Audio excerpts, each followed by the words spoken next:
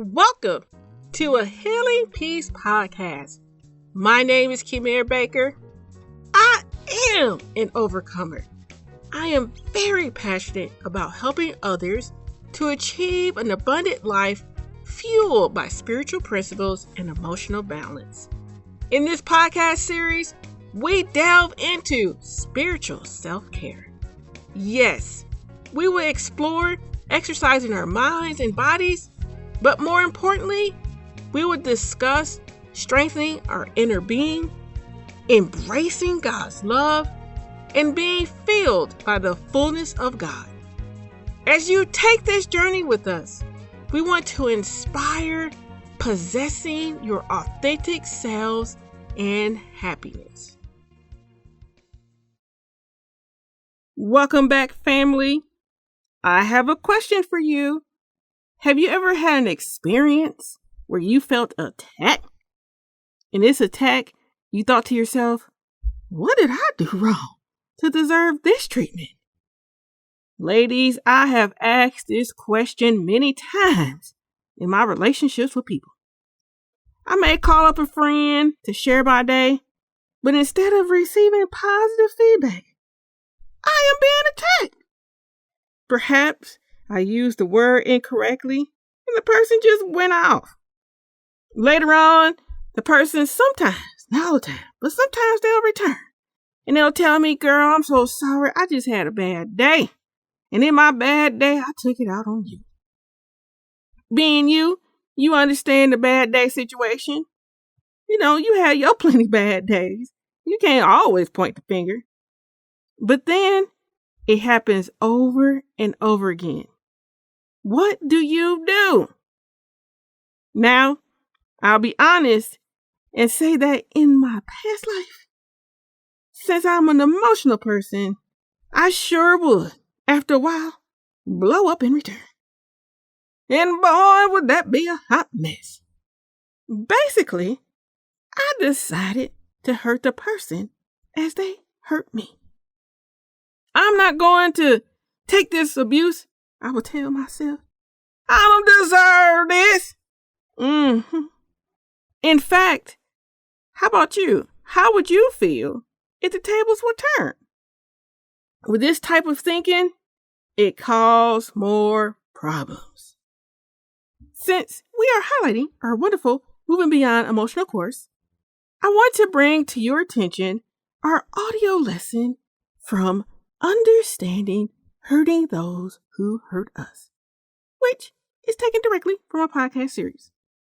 I'm smiling on this end because I get to share about a course that we put together, and I really love and enjoy and appreciate those who worked with us to come up with this curriculum. I digress. Anyways, I'm going to play a part of the course, and I want you to listen because in the audio, it reveals the reasons why we retaliate, why we hurt those who hurt us. It also discusses Jesus overcoming evil. After the highlight, keep listening as I have some great tips on how we too can overcome evil with good. This is our third installment of exploring women's responses when people or life experiences hurt us. As we move forward, we are tied for the third top response. Well, the number 3 tied response is we hurt those that hurt us. Hurting those that hurt us is pretty self-explanatory. We respond to a person with the intention to hurt them just as much as they hurt us. We respond to the person in anger, sometimes even with harsh words. We may be overly defensive and remain guarded. We also, most of the times, do not understand or recognize how our behavior contributed to the conflict. We may devise plans to retaliate. We quickly reveal the faults in the other person. And we may secretly even wish the other person harm. how does hurting others come up in our lives with God in our walk with Him? We may be unable to extend grace, love, and mercy to the offender. How do people in the Bible respond for being hurt? What happens when things ain't working out? And I'm going to go to a deep story in the Bible. I mean, it really does encapsulate this to a T. And so work with me. I want to talk about Judas and Jesus' relationship. In John 12, John notes that Jesus was anointed by oil for his forthcoming burial. In response to Jesus' anointing, Judas asked, why? Why was the oil not used and sold for a profit? Jesus says, hey, we know you a thief, man. We know you've been helping out in the money bag. Let me rephrase. Not Jesus. I got my James mixed up. It was John. John made the statement, hey, I know Judas is a thief. He be helping himself out in the money bag. In other gospels as well, it reveals that as soon after Jesus' anointing, Judas left. He bargained with the Pharisees for money to turn him over.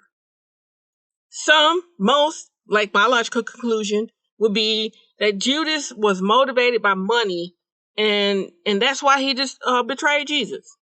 Another reason could be that he was dissatisfied with Jesus' missionary work, meaning, hey, why everybody looking at Jesus, not looking at me? But whatever was going on with Judas, it forced him to respond to his hurt by retaliating and wanting to hurt Jesus in return. Simply, it was hurt gone wrong. The Gospels also tell us that Satan prompted or entered Judas. Once this happened, he went and he betrayed Jesus. I'm highlighting this because I want you to consider for a moment that sometimes when we respond by hurting those who hurt us, we are filled with Satan lies. Ooh, he be lying to us. And the consequences of that, like we turn around and hurt other people. And I can only assume that Judas probably didn't think that his actions would lead to Jesus' death. This is my thought process. I'm thinking that he probably just thought that they would kind of like pump their chest up at Jesus and say, okay, you just arrest him and you will let him go. Once he was freed, Judas could say, hey, I taught Jesus a lesson. He needed to be put in his place. I'll tell you guys, when we retaliate, sometimes, I'll be honest, sometimes we just try and teach the other person a lesson. Most likely that lesson is you need to value me. I deserve to be treated better. I want you to understand what I just went through. Woo, how many times have I done that one? But in our retaliation, in us hurting them just like they hurt us, sometimes we don't fully grasp the intent or the magnitude of the pain that they're about to experience. Judas, he did eventually realize the full impact of his actions. He became remorse to the point that he committed suicide.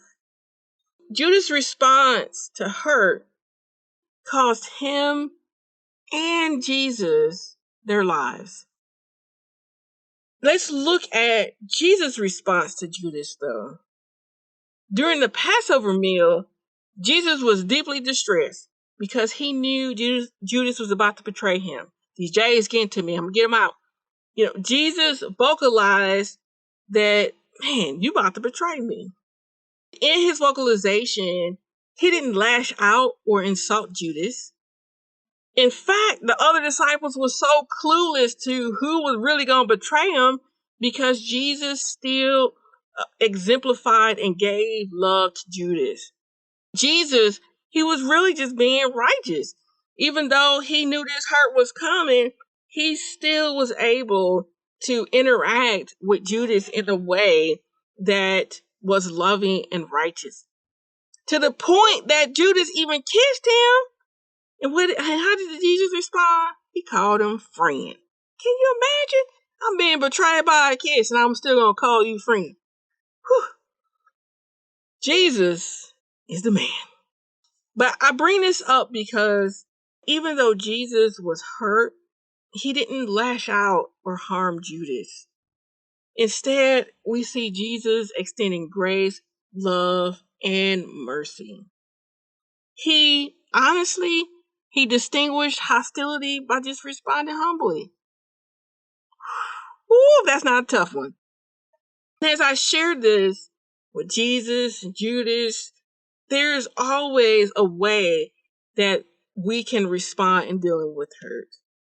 Unfortunately, when we're consumed with hurting those who hurt us, we're not fully aware of how much that retaliation does more harm.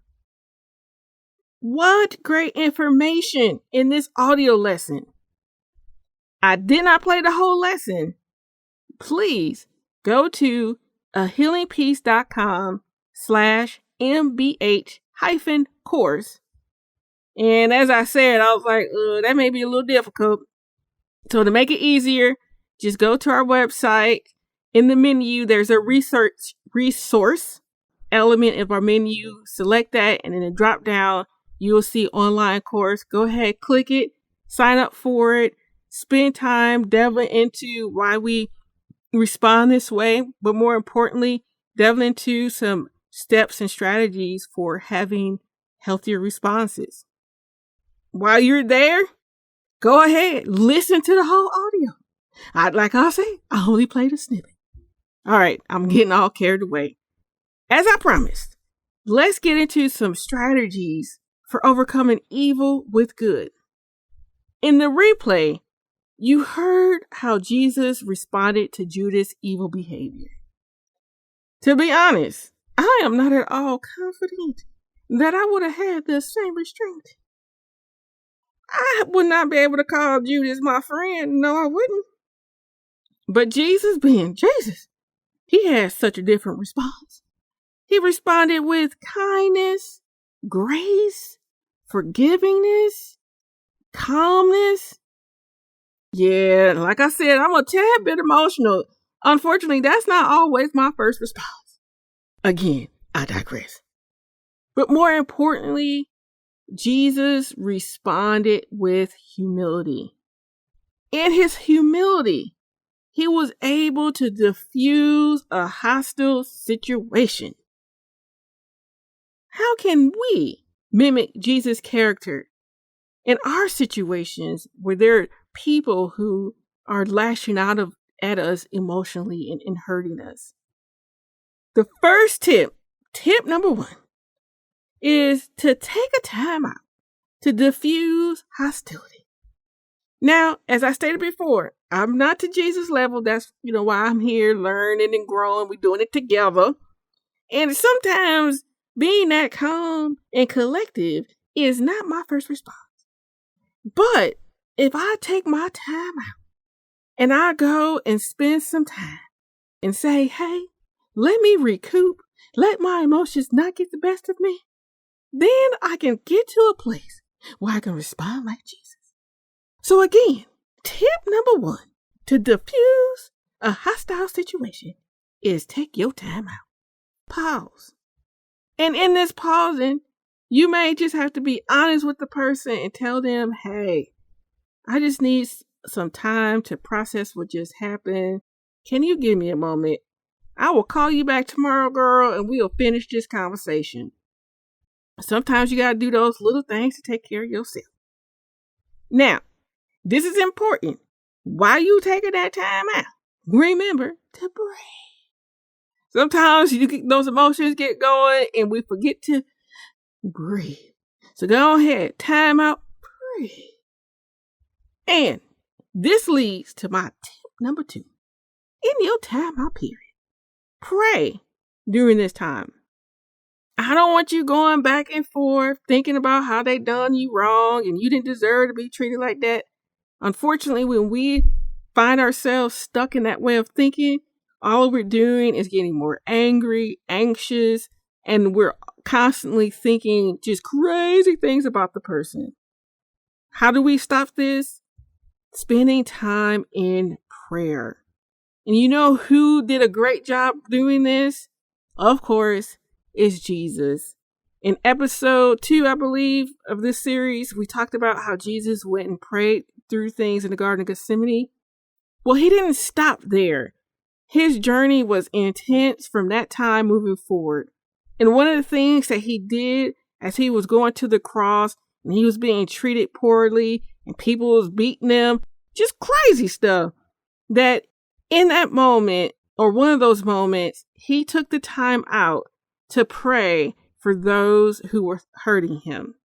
In Luke 23, verse 34, you see Jesus praying and asking God to forgive them because they do not know what they are doing. What a powerful prayer. Oh, forgive them, Lord. They don't know what they're doing, acting the fool. They don't know. And so in your prayer times, pray through that. Pray through them understanding what their behavior is with God. But in that, praying for forgiveness, that you're able to extend that same level of compassion and forgiveness. And one of the ways that we're able to forgive and extend that is praying through our emotions, especially anger. Yes, I can get a little hot-headed. Yes, I can. But while I'm praying through my emotions, while I'm asking God for his assistance, God works wonderfully. He helps. He calms me down.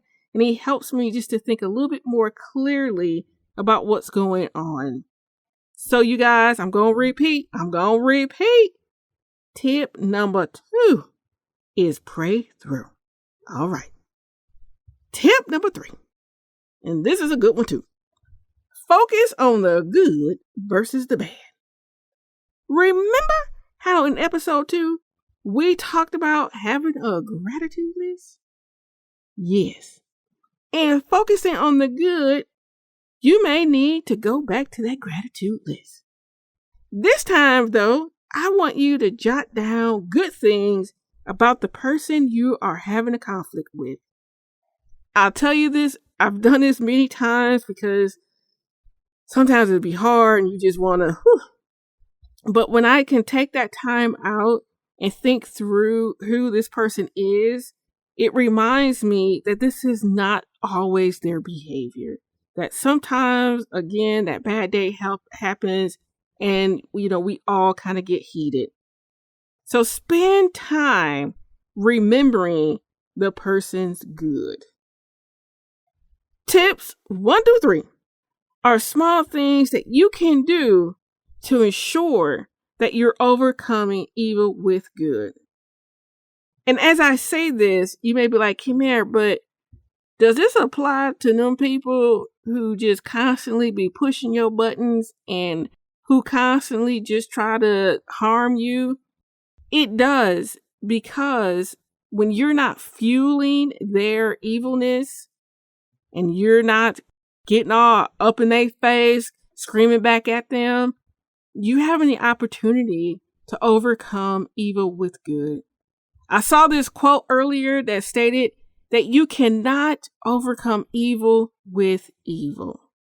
And as I say this as well, for those who are in relationships where you're constantly being harmed and hurt, get help. Find a support group where you can dig through the complexities of the relationship so that you're not taking on abuse. All right, now, as I stated before, tips 1 through 3 are great.